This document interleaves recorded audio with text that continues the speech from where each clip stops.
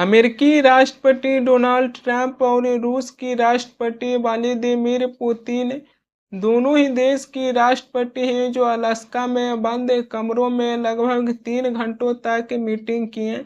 इसी मीटिंग पर दुनिया की निगाहें टिका हुआ था कि क्या राष्ट्रपति डोनाल्ड ट्रंप हैं जो रूस और यूक्रेन के बीच युद्ध रोकवा देंगे।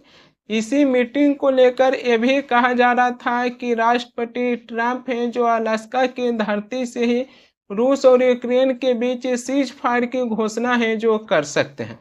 राष्ट्रपति ट्रंप और पुतिन के बीच मुलाकात हुआ, लेकिन इस मुलाकात के बाद है जो युद्ध को लेकर कोई भी बात है जो निकलकर सामने नहीं आया। राष्ट्रपति ट्रंप है जो पहले ही कह चुके थे कि हम अलास्का पुतिन से मिलने के लिए जा रहे हैं, यूक्रेन की तरफ से बात करने के लिए नहीं आए हैं। हम दोनों ही पक्षों को बातचीत के टेबल पर लाने के लिए आए हैं। इसी मीटिंग के बाद यूक्रेन को भी खुलकर अपनी बात रखने का मौका मिलेगा। रूस की राष्ट्रपति व्लादिमीर पुतिन है जो ये कहें कि अमेरिका और रूस से संबंध में शीत युद्ध के बाद है जो दोनों ही देशों की संबंध है जो सबसे निचले स्तर पर गिर गया है। टकराव से संवाद की ओर बढ़ने के लिए इसी बातों पर राष्ट्रपति पुतिन है जो जोर दिए। लेकिन सवाल यह आ जाती है कि जहां राष्ट्रपति ट्रंप हैं जो एकाध दो देशों के वॉर रुकवाए और उसके बाद रूस और यूक्रेन की युद्ध रोकवाने के लिए काफ़ी लंबे समय से जिक्र करते आए हैं, लेकिन राष्ट्रपति ट्रंप हैं जो इस पर भी चूक कर गए हैं।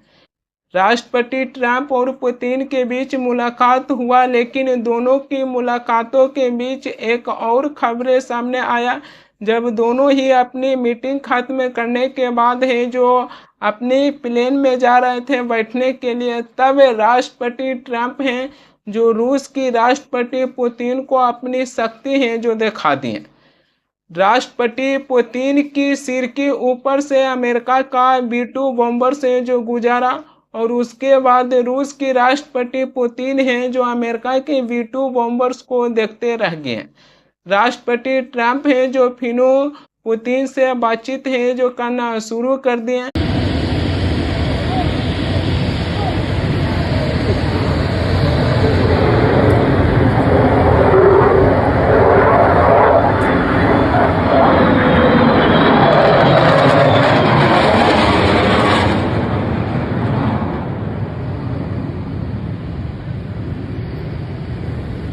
राष्ट्रपति पुतिन के सिर के ऊपर से अमेरिका का B-2 बॉम्बर्स गुजारा और राष्ट्रपति पुतिन है जो अमेरिका का B-2 बॉम्बर्स है जो देखते रह गए।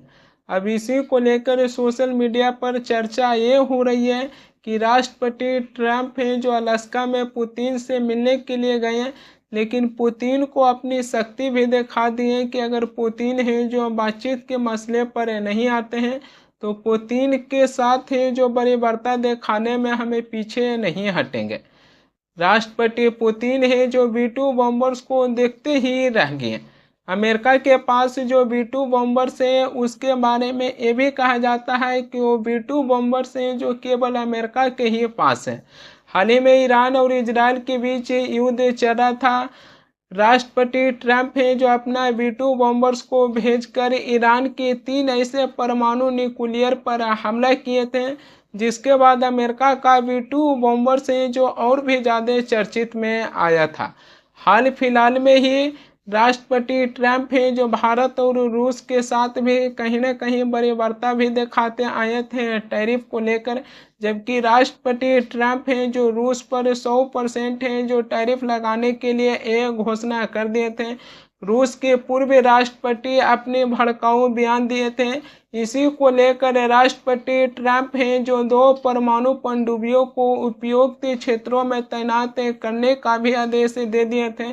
उसको लेकर ये भी कहा जा रहा था कि क्या रूस और अमेरिका के बीच युद्ध है जो शुरू हो सकते हैं, लेकिन अलास्का में जो राष्ट्रपति पुतिन और ट्रंप के बीच जो मुलाकातें हुआ है इससे ये भी देखने के लिए मिल रहा कि अब ट्रंप है जो कुछ नरमी के मार्ग पर भी चलते हुए दिखाई दे रहे हैं। राष्ट्रपति ट्रंप से टैरिफ को लेकर भी सवाल पूछा गया, मगर राष्ट्रपति ट्रंप हैं जो कहें कि अभी फिलहाल टैरिफ को लेकर जिक्र नहीं किया जाएगा। 2 से 3 हफ्तों के बाद है जो टैरिफ को लेकर हम जिक्र करेंगे। राष्ट्रपति ट्रंप है जो भारत पर 50% टैरिफ लगा दिए। 25% पहले टैरिफ लगाए जो भारत को 7 अगस्त से 25% टैरिफ का सामना करना पड़ रहा है, और जो 25% राष्ट्रपति ट्रंप एक्स्ट्रा टैरिफ लगाए हैं जो भारत को 27 अगस्त से सामना करना पड़ेगा।